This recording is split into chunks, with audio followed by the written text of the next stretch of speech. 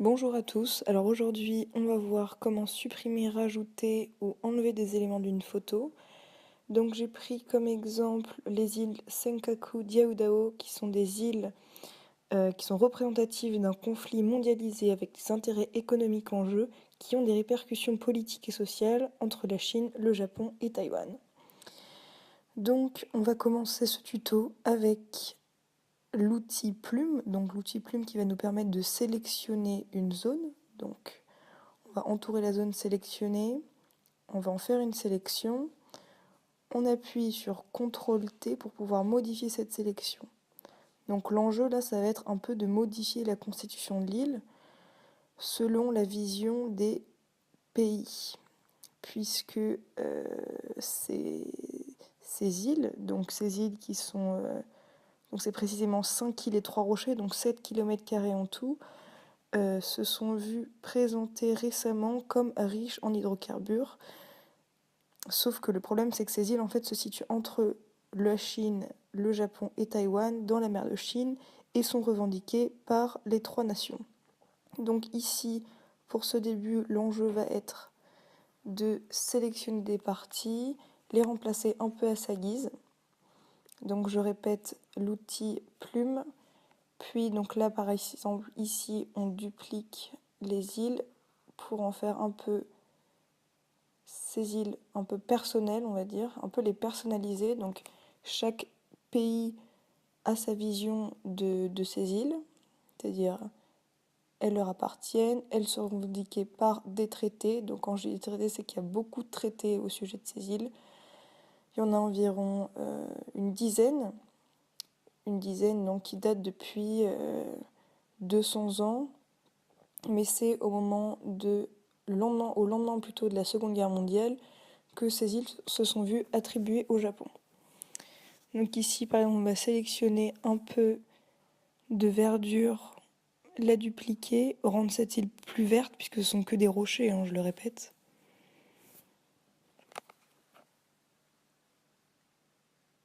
Voilà, donc pomme T pour la transformation. Vous pouvez continuer à appuyer sur commande pour pouvoir un peu réguler l'angularité de la sélection. Donc là, on va prendre le petit caillou du bout, on va l'agrandir. Voilà. Voilà, je vais encore l'agrandir, je vais la déplacer.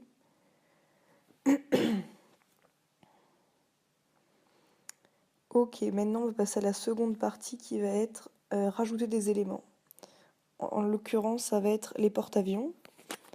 Donc les porte-avions, les bateaux qui protègent et qui entourent l'île, donc qui permettent d'accéder à l'île. Donc une île entourée d'eau, donc forcément soit par l'avion, mais il n'y a aucune piste d'atterrissage, soit par les bateaux. Donc ici, j'ai rajouté une image tout simplement en la glissant sur mon image principale. Encore, j'ai sélectionné l'outil Pomme-T pour modifier la taille de mon image. Donc là, je vais dupliquer. C'est vrai que depuis peu, il y a de plus en plus d'avions en fait, de défense qui entourent les rivages des îles Senkaku. Donc Senkaku, c'est le nom utilisé par les Japonais. Donc je vais en rajouter, donc là on en a 4. Encore, donc pour dupliquer, je rappelle, donc ça vous connaissez peut-être, c'est Shift Alt.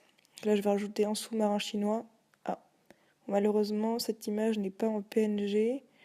Donc je vais devoir en prendre un autre, sinon la vidéo va durer trop longtemps si je la retouche. Donc là j'ai changé l'horizontalité, donc j'ai fait une déformation en fait de l'image. Alors les porte-avions chinois sont beaucoup plus gros que ceux des japonais. En l'occurrence je dis porte-avions, mais ce sont souvent des bateaux de marins qui s'approchent de l'île. Qui s'approchent un peu dangereusement, donc souvent répliquent les bateaux japonais qui viennent un peu protéger ces îles. Attendez, j'ai fait une erreur. Donc voilà, il y a pas mal de bateaux qui viennent englober tous les bateaux de marins en fait, chinois qui s'approchent trop près de l'île. Donc on en compte quand même un sacré nombre. Je rappelle que le Japon en fait n'a pas d'armée, donc tout ce qu'ils ont c'est des services de défense on va dire, donc qui servent à protéger, donc soit des armées de terre, de mer ou autres. Ils ne peuvent pas attaquer en fait. Depuis le 9e amendement qu'a signé le Japon au lendemain de la Seconde Guerre mondiale, ils ne peuvent pas attaquer.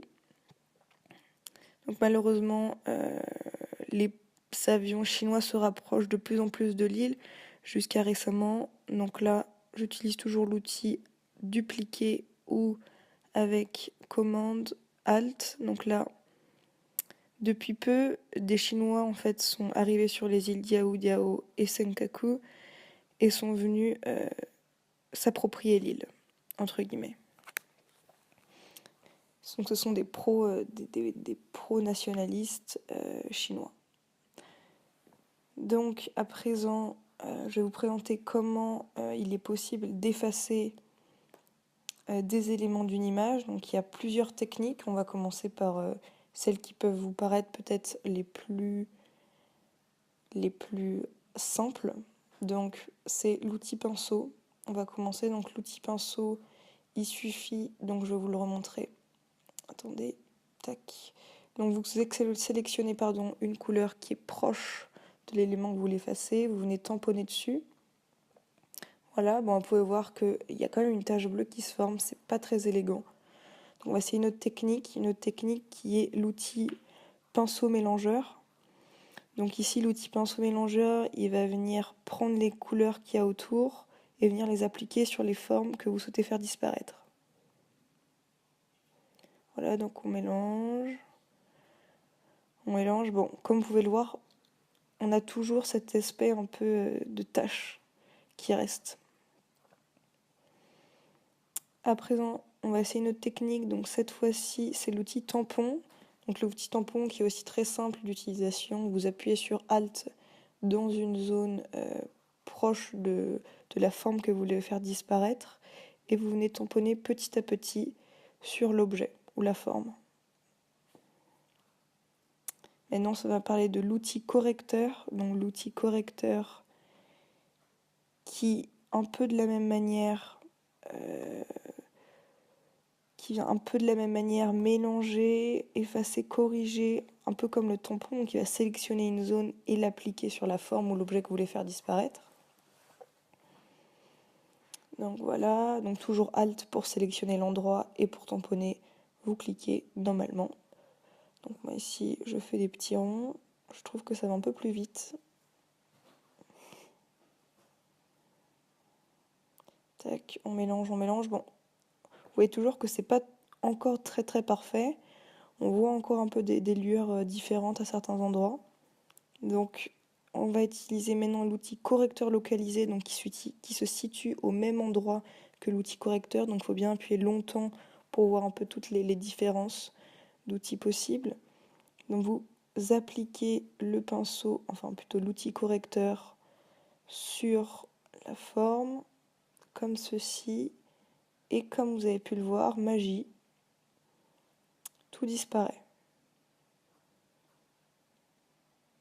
Donc c'est un outil assez pratique, j'utilise souvent. Il me permet d'être assez précis sur les effacements. J'utilise également aussi beaucoup l'outil tampon, mais l'outil correcteur localisé, ça reste quand même un bon. Donc j'en profite pour enlever quelques bouts d'île. On va utiliser maintenant, alors ça c'est une nouveauté que j'ai découvert, c'est l'outil correcteur pris en compte. Donc vous sélectionnez la zone que vous voulez effacer. Voilà, par exemple, je vais prendre les deux bateaux ici. Donc je fais édition, donc attendez, mon Photoshop en anglais, je vais vous le traduire. Édition, remplir. Et donc là, vous sélectionnez le quatrième qui est contenu pris en compte. Vous appuyez sur OK. Et la surprise, vos éléments disparaissent. Donc, on va quand même zoomer.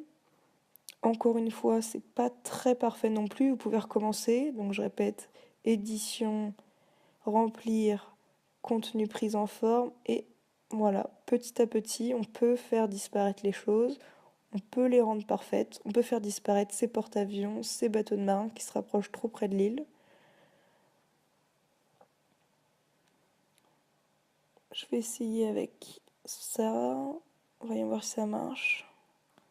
Tac, donc contenu prise en forme. Ah. Alors là, ça a raté. Attendez. On va essayer. Non, bah non. Donc là, c'est un peu un échec. Pour le coup, j'ai raté mon coup. Bon, bah, sur ce, je vous dis merci. Merci pour votre visite.